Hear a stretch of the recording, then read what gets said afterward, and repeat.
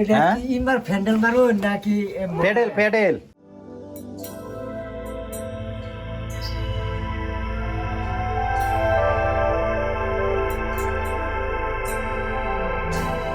এই মহাদেও নদীর তীরে বসে আছি। এখান থেকে আমি যে জিনিসগুলো দেখতেছি, বাংলাদেশের জমি তো পাহাড়ের নিচ থেকে শেষ হয়ে গেছে।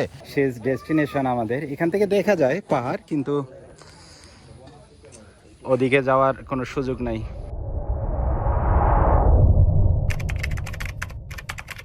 Good morning internet. এখন বাজে 10টা। আজকের ডেস্টিনেশন সিলেটের উদ্দেশ্যে। রাস্তাপথে অনেক কিছুই এক্সপিরিয়েন্স করব এবং আপনাদের দেখানোর চেষ্টা করব। It is your host Firoz and welcome back to my channel. না ব্যাটারি না, সকালে না, এখানে কলা আর রুটির সাথে এক লাল চা।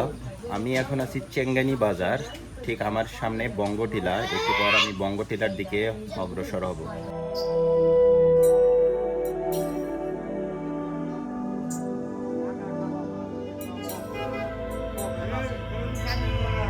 এখন আমি মেইন রোড থেকে বাইপাস করব। সামনে একটা পরিচিত জায়গা আছে যার নাম বঙ্গটিলা। পাহাড়ে দেখতেছি অনেক টুরিস্ট উপরের দিকে উঠতেছে। হয়তো আপনারা দেখতেছেন অনেক ছোট টিলাটা, কিন্তু টিলাটা মাশাআল্লাহ বড়ই আছে।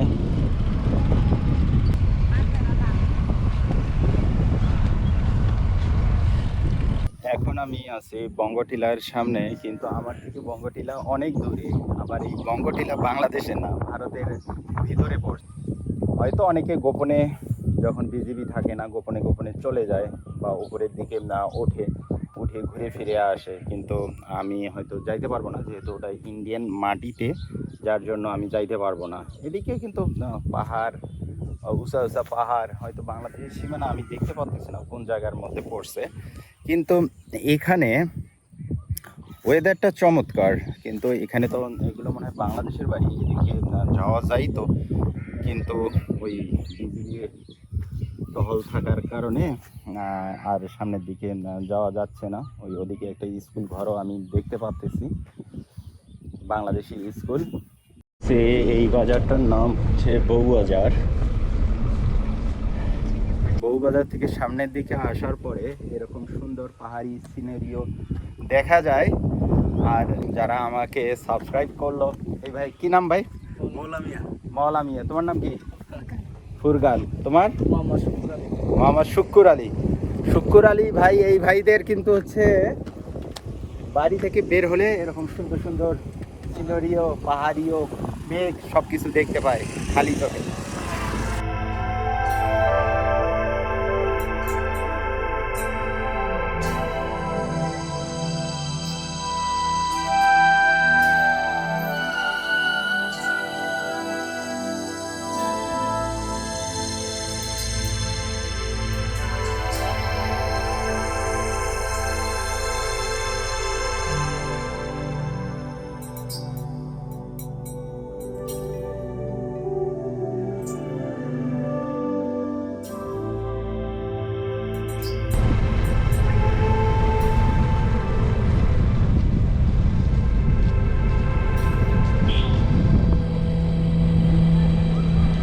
একটা মোড়ের মধ্যে আসছি,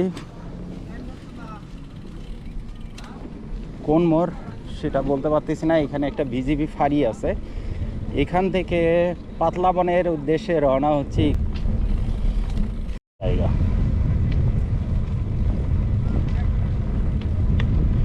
সামনে একটা নদী, নদীতে মানুষজন দেখা যাচ্ছে। আর বর্ডার সাইডের রোডটা দেখে কত সুন্দর রোড।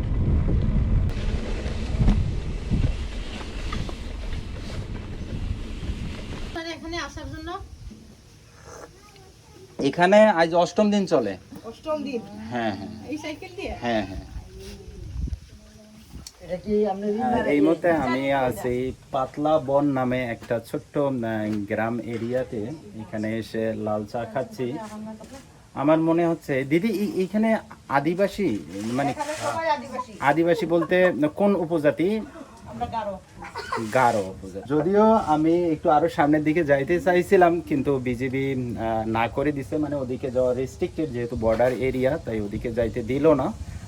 তাই বাধ্য হয়ে এই দিদির দোকানে চা খাচ্ছি। এখানে একটা দিদির দোকান আছে, দিদির দোকানে চা খাচ্ছি।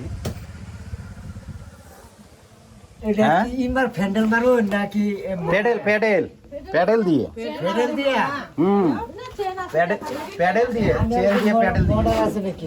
না না না, মডার্ন না। আপনার বিরাট কষ্ট। না, কি কষ্ট। একদম শেষ একটা গ্রামে এসে জায়গাটা ভালোই লাগলো। এখানে দিদিদের সাথে অনেক সময় ধরে গল্প করলাম, তাদের ল্যাঙ্গুয়েজ, তবে তারা বাংলা ভাষায়ও কথা বলে। সামনের দিকে নদীর ধারে একটু যাব।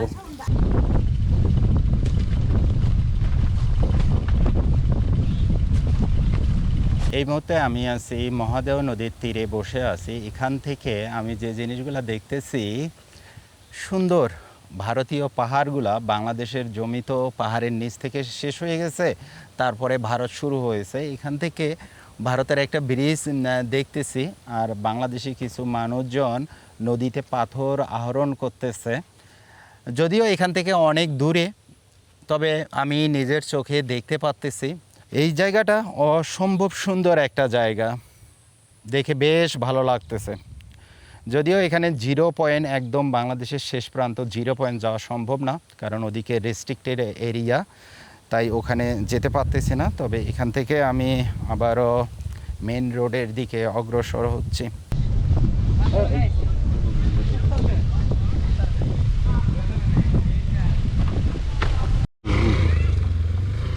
আর এই জায়গাটার মধ্যে আসার পরে নদীতে পানি না থাকায় এখন ব্যাগগুলো খুলে আমরা সামনের দিকে যাচ্ছি। এই যে সামনে দেখতেছেন এক ভাই, এই ভাই হেল্প ছাড়া হয়তো সম্ভব ছিল না এই নদী পার হওয়া, কারণ এতগুলো ব্যাগ নিয়ে এই দেখেন এই মোটরসাইকেল কত দূর গেছে। এটা নদী পার হয়ে তারপরে ওখানে যেতে হবে, তারপরে নৌকায় উঠতে হবে। লাইভ না ভিডিও করে। আপনি একটু এদিকে আসেন, আমি ওই একটু ভিউটা নিই। এদিকে আসেন। আমরা তো ভাঙ্গে গেছে হ্যাঁ, সাইকেল বা কোনো কিছুই ভাঙেনি।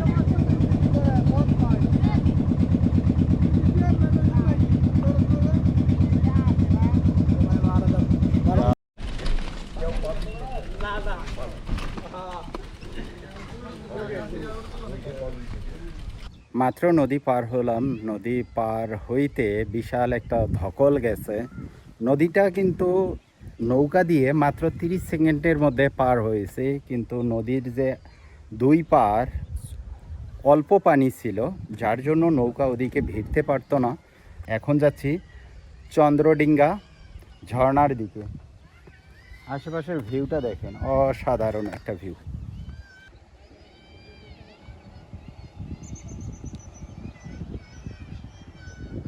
আর আমার সামনে দেখেন ভারতের মেঘালয়ের পাহাড়গুলো এখান থেকে সুন্দরভাবে দেখা যাচ্ছে।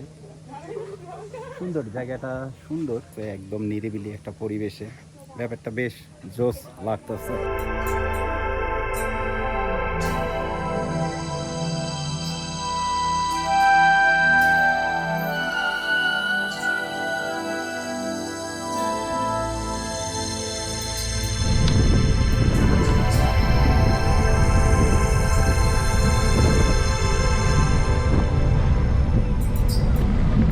এখন চন্দ্রডিঙ্গা নামে একটা পাহাড় আছে, পাহাড় দেখতে যাচ্ছি।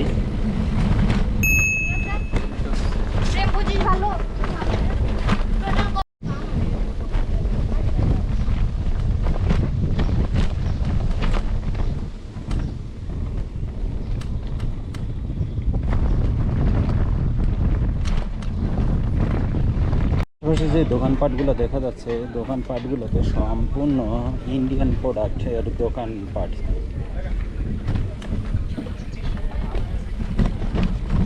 হ্যাঁ, আমি আসার পর এখানে লোকাল মানুষজন আমার সাথে দেখা করতে আসছে। ভাইয়া কি নাম? ভাই ফরিদ। শাহজাহান। আপনার নাম? হুসাইন। হুসাইন ভাই। আমি এখন আছি চন্দ্রডিঙ্গা পাহাড়ের পাদদেশে। যদিও পাহাড়গুলা আমাদের না, ইন্ডিয়ান পাহাড়, যার জন্য আমরা ওদিকটা যাইতে পারবো না। এখান থেকে শেষ ডেস্টিনেশন আমাদের। এখান থেকে দেখা যায় পাহাড়, কিন্তু ওদিকে যাওয়ার কোনো সুযোগ নাই। চন্দ্রডিঙ্গা পাহাড়ের পাদদেশে বাংলাদেশি সাইডে রেস্টুরেন্টে বসে খাবার খাচ্ছি, আর আমার পিছনে দেখেন চন্দ্রডিঙ্গা পাহাড়, আর তার ঠিক নিচে হাঁসের মাংস দিয়ে ভাত খাবো এখন। ভর্তা কিংবা হাঁসের মাংস, সবগুলোতে কাঁচামরিচের ঝাল পাওয়া যাচ্ছে। খাবারের টেস্ট বললে অ্যাভারেজ মনে হচ্ছে, যেহেতু হাঁসের মাংসের ঝোল বেশি, যার জন্য খাবারের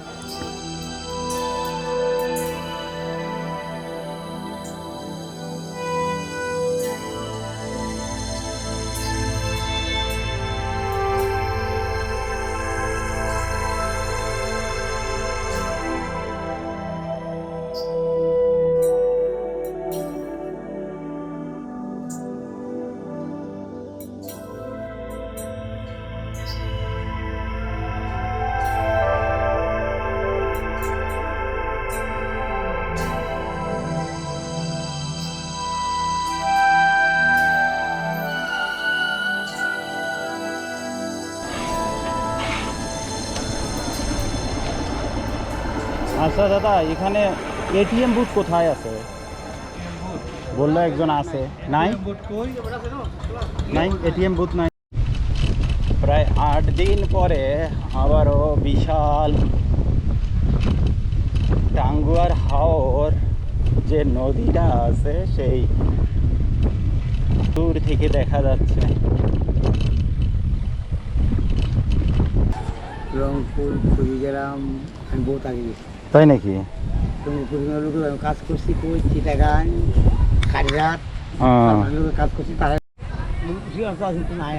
নৌকাটা যদি না যায় তা হ্যাঁ